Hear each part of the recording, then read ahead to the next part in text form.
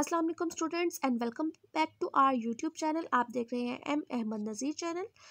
Okay students, हम लोग जो है 9th क्लास की बायोलॉजी का चैप्टर नंबर 1 स्टार्ट किया था। चैप्टर नंबर 1 का आज हमारा लेक्चर नंबर 4 है। प्रीवियस लेक्चर नंबर 3 में हमने कुरान एंड बायोलॉजी का स्टडी किया था। कुरान एंड बायोलॉजी के बाद आपको जो है आपकी बुक पे पेज नंबर 7 पर मुस्लिम साइंटिस्ट की हेडिंग नज़र आएगी।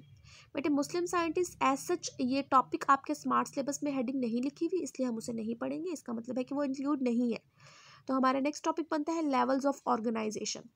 लेवल्स ऑफ ऑर्गेनाइजेशन का क्या मतलब है कि कोई भी ऑर्गेनिज्म जो आपके सामने मौजूद हो, आप उसे स्टडी करना चाहो तो आप एक नज़र में उसे नहीं देख सकते।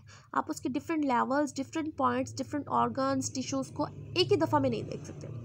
आपको स्टेप्स बनाने पड़ेंगे कि एक दफ़ा में आप उसके सारे टिश्यूज़ देखो, एक दफ़ा में सारे सेल्स डिस्कस करो, एक दफ़ा में सारे ऑर्गन्स देखो, फिर ऑर्गन सिस्टम्स पे आओ, फिर आप इंडिविजुअल लेवल या ऑर्गेनिज्म को कम्प्लीटली स्टडी कर पाएंगे। ठीक है, तो इसके कुछ लेवल्स हैं, वो मैं आपको दिखाती हूँ। मैंने यहाँ पर लिखे हैं, सिर्फ हम उन्हें पहले देखेंगे और डिस्कस करेंगे। डिटेल इनकी जो है हम फिर फर्दर लेक्चर में डिस्कस करते रहेंगे। तो सबसे पहले होता है सब एटॉमिक और एटॉमिक लेवल। आप देख सकते हैं कि डिफरेंट एटम्स होते हैं, कार्बन होता है, ऑक्सीजन होता है, हाइड्रोजन होता है। एटम्स मिलते हैं तो बन जाते हैं मॉलिक्यूल्स। जैसे कि ये तीनों मैंने यहाँ पे जो लिखे हैं, इन एटम्स को मिलाएंगे तो H2O बन सकता है, वाटर। कार्बन डाइऑक्साइड बन सकता है, CO2, C6H12O6 बन सकता है, यानी कि ग्लूकोज।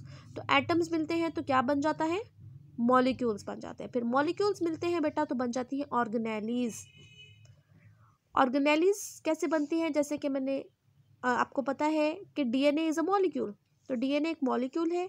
जब डीएनए जिसके अंदर मौजूद होता है वो क्या बना देती है, ऑर्गेनेली न्यूक्लियस। तो डिफरेंट ऑर्गेनेलीज बनती हैं। ऑर्गेनेलीज फिर जब मिलती हैं काफ़ी ज़्यादा, जैसे कि न्यूक्लियस यहाँ पे लिखा हुआ है, राइबोसोम हो सकता है, माइटोकॉन्ड्रिया हो सकता है, गोल्जी अपरेटस हो सकता है। कुछ ना कुछ नाम आपने इनमें से सुने होंगे अपनी प्रीवियस क्लासेस में। तो ये चीज़ें मिलती हैं तो बन जाते हैं नर्व, यानी कि ऑर्गेनेलीज मिलती हैं तो बन जाते हैं सेल। यहाँ पर मैंने जो सेल का नाम लिखा है वो मैंने लिखा है नर्व सेल, न्यूरॉन आपने पढ़ा होगा। ठीक है, तो जब ये सारे सेल्स मिलते हैं तो बन जाते हैं टिश्यूज़। नर्व सेल होंगे तो नर्व टिश्यूज़ बनेंगे। फिर जब टिश्यूज़ मिलते हैं काफ़ी ज़्यादा तो वो डिफरेंट ऑर्गन्स बना देते हैं। यहाँ पे मैंने नाम लिखा है ब्रेन का। ठीक है, नर्व टिश्यूज़ होंगे तो जाहिर बात है कि वो नर्वस सिस्टम का ही कोई ऑर्गन बनाएंगे, तो वो ब्रेन है। तो जब डिफरेंट ऑर्गन्स जो कि एक जैसे काम कर रहे हैं वो मिलेंगे तो एक सिस्टम बना देंगे। यहाँ पर मैंने नर्वस सिस्टम लिखा है। फिर आपके सामने बेटा एक बॉडी हो जिसके पास डिफरेंट ऑर्गन सिस्टम्स मौजूद हैं, जैसे कि nervous system, respiratory system, excretory system, reproductive system. तो डिफरेंट सिस्टम्स मौजूद होंगे तो वो बॉडी हमारे पास जो है वो एक ऑर्गेनिज्म कहलाएगा। उस वक्त हम पहुँच जाएंगे एक इंडिविजुअल लेवल पर। ठीक है, फिर सेम टाइप ऑफ इंडिविजुअल्स जब एक ही जगह पर एक ही वक्त में मौजूद होते हैं तो वो पॉपुलेशन लेवल बनाता है। फिर डिफरेंट पॉपुलेशंस मिलती हैं तो वो फिर कम्युनिटी लेवल बनाते हैं। और जब कम्युनिटी किसी भी अर्थ की किसी भी स्पेस पर, किसी भी हैबिटेट पर मौजूद होती है, फिर वो कहलाता है बायोस्फीयर लेवल। जी स्टूडेंट्स, तो पहला वाला जो हम लेवल है वो स्टडी करते हैं सब एटॉमिक एंड एटॉमिक लेवल। बेटे एटॉमिक लेवल या एटम के बारे में आपने केमिस्ट्री में भी स्टडी किया होगा, पता होगा आपको कुछ, या प्रीवियस क्लासेस में भी। एटॉमिक का जो वर्ड है वो निकला है, आ मीन होता है नॉट, टॉम का मतलब आपको याद है, मैंने आपको पढ़ाया था, कट होता है। तो इसका मतलब है नॉट कट, कि एटम किसी भी ऐसे पार्टिकल का नाम है जिसे हम मज़ीद नहीं काट सकते। ये इसकी प्रीवियस डेफिनेशन थी। फिर एटम की न्यू डेफिनेशन आई, उसके अकॉर्डिंग ये कहा गया कि एटम जो है एक ऐसा स्मॉलेस्ट पार्टिकल है जो डिफरेंट केमिकल रिएक्शंस में हिस्सा लेता है। तो उसके बाद फिर इसकी ये वाली डेफिनेशन गलत साबित हुई, और इस वजह से भी गलत साबित हुई क्योंकि हमने कहा कि इसे हम मज़ीद काट नहीं सकते। लेकिन सब एटॉमिक पार्टिकल्स अगर हैं तो कोई भी चीज़, कोई भी सब्सटेंस उन्हीं चीज़ों में टूट सकता है जिनसे मिलकर वो बना है। तो सब में एटॉमिक पार्टिकल्स हैं तो इसका मतलब है कि इन चीज़ों से मिलकर बना है तो इनमें टूट भी सकता है। तो मैं आपको बता देती हूँ कि जो एटम है वो किन चीज़ों से या कौन से सब एटॉमिक पार्टिकल्स होते हैं। इसके न्यूक्लियस के अंदर होता है प्रोटॉन। क्या होते हैं बेटे, न्यूक्लियस के अंदर होता है प्रोटॉन और न्यूट्रॉन होता है, न्यूट्रॉन। और इसके इर्द गिर्द जो शेल्स होते हैं उन शेल्स में होते हैं इलेक्ट्रॉन्स। इलेक्ट्रॉन के ऊपर नेगेटिव चार्ज होता है, प्रोटॉन के ऊपर पॉजिटिव चार्ज होता है और न्यूट्रॉन के ऊपर कोई भी चार्ज नहीं होता। ठीक है, ये आपने केमिस्ट्री में भी देखा होगा, पढ़ा होगा। तो एटम हो गया, एटम के सब एटॉमिक पार्टिकल्स हो गए।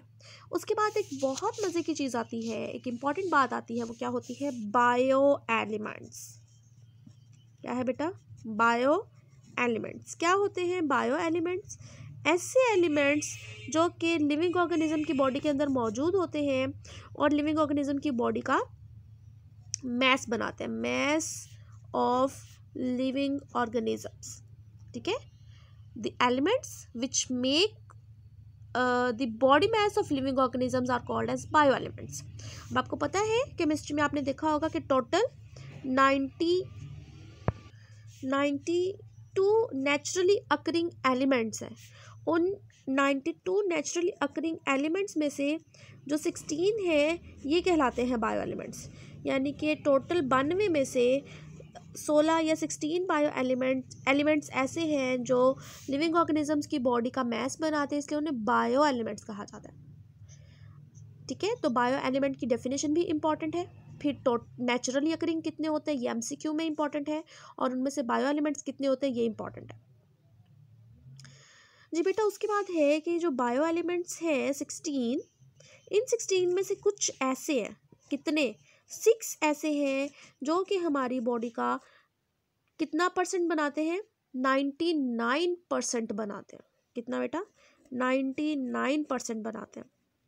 और इनमें से बाकी के जो 10 हैं वो ऐसे हैं जो हमारी बॉडी का ओनली 1% बनाते हैं, और इनमें से कुछ ट्रेस भी होंगे। ठीक है, तो यहाँ पर मैंने लिखे हैं, ये आपको जो नज़र आ रहे हैं ये है वो 6 एलिमेंट्स जो हमारी बॉडी का 99% बनाते हैं, यानी कि सबसे ज़्यादा ये मौजूद है।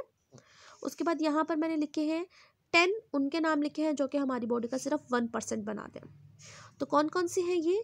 सिंबल से बेटा शायद आपको याद हो, केमिस्ट्री में आप पढ़ रहे हैं साथ साथ। ऑक्सीजन है, कार्बन है, हाइड्रोजन है, नाइट्रोजन है, कैल्शियम है और फॉस्फोरस है। ये 10 कौन से हैं जो 99% बनाते हैं? आपको सवाल आ सकता है, name the bio elements which make 99% of our body, कि उन बायो एलिमेंट्स का नाम बताएं जो हमारी बॉडी का 99% बनाते हैं। फिर आपको सवाल आ सकता है कि name the bio elements which make only 1% of our body, तो आपको ये 10 नाम लिखने पड़ेंगे। अब आपकी बुक में इन 6 की परसेंटेज भी लिखी हुई है, 99% उन्होंने बना के आपको बताई है। ठीक है, तो देखते हैं कि ऑक्सीजन की कितनी परसेंटेज है। ऑक्सीजन इज 65%, सबसे ज़्यादा ऑक्सीजन है। उसके बाद है कार्बन, इट इज़ 18%। उसके बाद है हाइड्रोजन 10%, फिर है नाइट्रोजन 3%। ठीक है, कैल्शियम है 2% और है फॉस्फोरस 1%।